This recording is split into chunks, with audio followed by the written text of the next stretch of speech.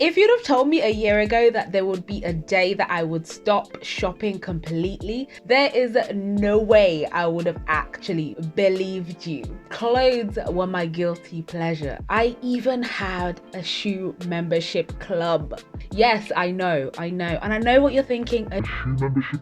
Yes, a shoe membership. My house was jam-packed with high heels because I went through this phase, you know? And of course I had tons and tons of bargain clothes that I just had to buy. And then last year we went into lockdown. And that's why we've been asking people to stay at home during this pandemic. And I really wanted to challenge myself to stop buying clothes for 6 months, and I actually managed to stick to it for an entire year. And you know what? It has absolutely changed my life and my finances. There is no going back to the old Yvonne. So stick to the end and see how much I've actually ended up saving from not shopping for an entire year. Hello friends, and welcome back to this week's money video. If you are new here, hi, my name's Yvonne and I make new videos every week, and I mostly talk about how to save money, make money, grow your money, and of course through budgeting and frugal living. And that's because I'm actually on a journey to financial freedom and independence, and I'm sharing my tips and hacks that have helped me so much so that I can help you on your financial journey too. So if you're interested in these topics, then hit that like button, subscribe, and share this video with someone who wants to make a positive impact on their finances. Right. Featured comment for today is from Elabe, who writes, I have already switched my energy supply from British Gas, who I've been with for many years. It has worked out that I will save £200 a year on my gas and electricity. I also have saved on my car insurance by £230 because I realized I was paying for work use and don't need it anymore. Usually I pay monthly, but as I have saved money in my sinking fund, I'll be able to pay for the year in full for once, saving me money. Big smile on my face and a pat on my back. That's amazing, Elaine. Keep going. I'm super excited, and of course I'm super proud of you. So the reason why I wanted to take on this challenge was because I really wanted to challenge myself to save as much money as possible in 2020 and in 2021, because Boris made the announcement that we had to start working from home, and that meant I had plenty of time to go through my cupboards and look at what was in there. And whilst I try to be really organized and dedicate at least 2 weekends a year to declutter our clothes, you can imagine I was in shock when I found my wardrobes, tubs under my bed, and several drawers full of clothes.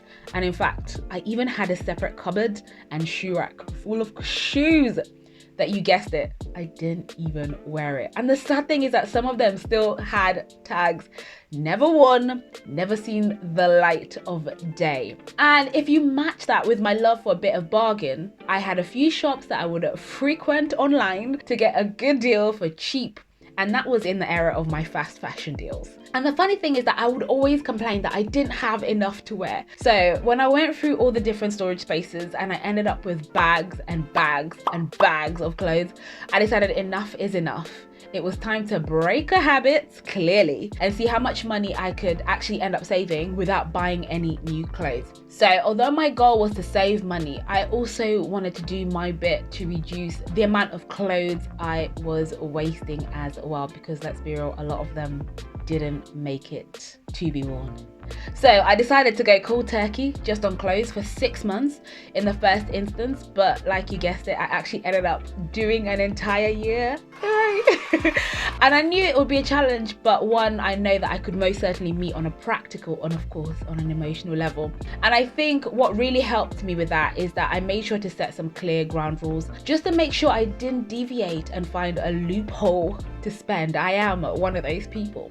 So I wanted to make sure that I created a clearly defined structure with some clear rules to follow. So I told myself that I couldn't buy any new clothes for me, and the only time I was allowed to buy anything would be for 2 special occasions, as I knew that I may have 2 weddings that year. But I set clear rules that I could only purchase once the events had been confirmed that they were happening, and I also said that I could only buy it a month in advance, and that was simply because It was to stop me from buying various outfits from different brands and then obviously forgetting to return them. And other than that, my other golden rule was just to be clear that I should not buy anything. So I decided to cancel my shoe subscription. I was not allowed to buy any new shoes, which, to be honest, is probably the hardest one because I really love shoes, and especially like colored heels. I don't know what it is about them, but I love them. So I knew that it was going to be a hard one, even though I had nowhere to go.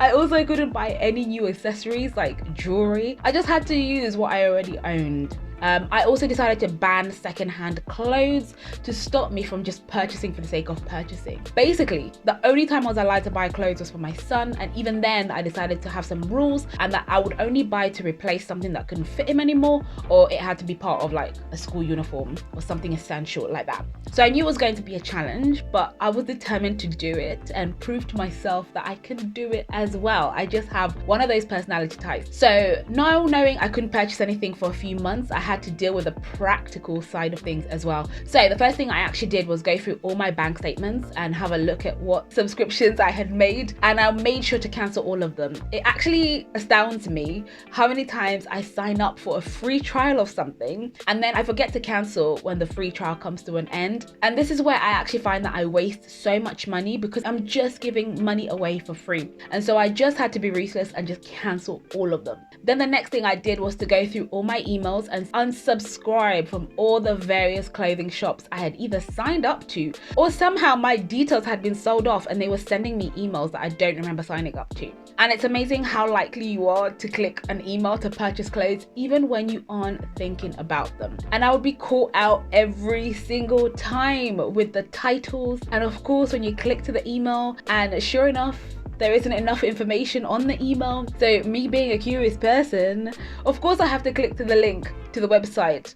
And then you guessed it, I get bombarded and easily swayed with all those super cute outfits and big bargains screaming at me, 70% off, last minute sale, last chance to buy.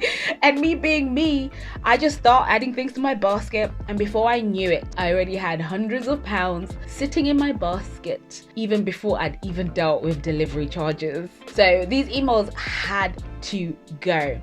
Then the next thing I did was I went on my computer and on my phone and unbookmarked all the sites on my devices just so that I wouldn't see them and I wouldn't be tempted to click on the site and buy. And of course all these tips helped me, but I would say like probably the hardest one was having to transform my mindset, because I was so accustomed to spending time browsing these online shops, especially when I was bored or I needed a distraction or I was procrastinating and I just didn't want to do what I was supposed to be doing. So even though I took some practical steps to remove the temptation to spend, I knew if I really wanted to spend money, I could. So I made myself a promise that if I could not spend for just 6 months, I could reward myself with one purchase at the end of it. Maybe some super cute heels that I had my eye on. And you know what? That actually worked, because now I knew I not only got to do what I was challenging myself to do, but the fact that I would get a prize at the end was something to look forward to. And that's why I always say that if you struggle to do something, it's really important to have a prize or reward at the end of it, because it truly does help to motivate you, especially when the time gets tough and you just can't be bothered anymore. Okay, so that's what was going on and why I had to take on this challenge. And now you know, let's go through the numbers. So the subscription service was costing me £20 a month, regardless of whether I bought shoes or not. And I know what you're thinking. £20 for shoes? That's all right. No. £20 was the base price, but of course the shoes you want are never £20, so you just end up using £20 as a down payment on expensive shoes, and if you don't buy anything that month, you still end up paying £20 for not buying. And of course you can imagine I was just paying for this, and in some months I wasn't even really purchasing shoes. Great. Then when it actually came to shopping for clothes, I had to admit that I'm not one who actually spends vast amounts of money on clothes. I don't buy designer things. I don't go into the hundreds. But what I do love is a bargain. And I think research suggests that the average UK household spends about £24 a week on clothes and shoes, which, if I think about it, seems a little bit high for me, because that works out to just over £1,200 every year. And I would say I was spending anything between £50 and £100 £100 a month. And for me, I would classify an expensive month would be about 150, but never more than that. And those were like really rare. Like it had to be an occasion or something that was going on. So looking back at the previous year, I had managed to spend about £1,030 just on shoes and clothes. And now I'm thinking about it, and I said 1,200 a year is expensive, but I'm actually not even far from that. So shame on me. I really thought I was much cheaper than that, but there we go. Now, although I had decided to only take this challenge for 6 months, it actually flew by a lot quicker than expected, probably because I had nowhere to go. I had a motivation of a prize at the end of it. So I didn't really need to buy new clothes and shoes. And so with my strict rules in place and my prize at the end egging me on, when I look back at this year, I can see that I bought exactly 0 clothes. In fact, the only things that I bought that you could probably count as clothes were personal items, but they weren't part of my rules, and that came up to £65. But if we take that into consideration, even though I shouldn't because they were not part of the rules, then I would say that I managed to save £965 on clothes in 1 year, which might not seem like a lot to some, but to me it was a good sum of money.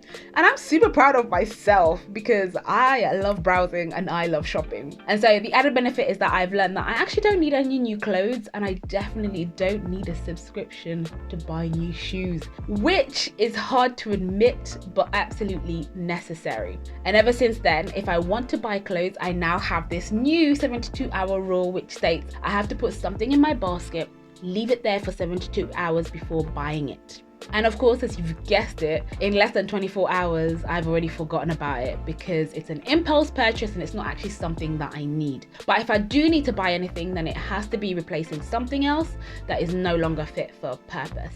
But funny enough, ever since doing this challenge, I've only ended up buying 4 new t-shirts this year, and that's it. So as you can see, not buying clothes for a whole year can genuinely help you save money. But what I've learned is that you have to be really open to trying new challenges, especially when it comes to changing a lifestyle habit that is impacting your financial position, and that it's really important to set realistic rules that you are more likely to stick to. For example, if you can't manage a whole year, break it up. Try it for a week, try it for 2 weeks, try it for a month. Or if you can, just start small and start by saying no to one particular category that you spend the most amount of money on, like shoes, jumpers, t-shirts, or shoes, if you're like me.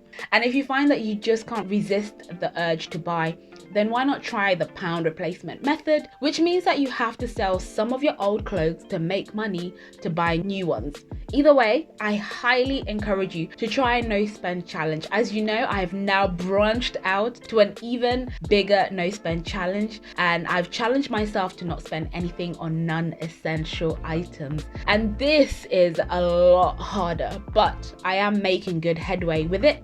It seems to be getting easier as I go along. So let me know in the comments below if you'd be interested in finding more about that, and I'll do a video similar to this one, breaking down the numbers and sharing where the big struggle is.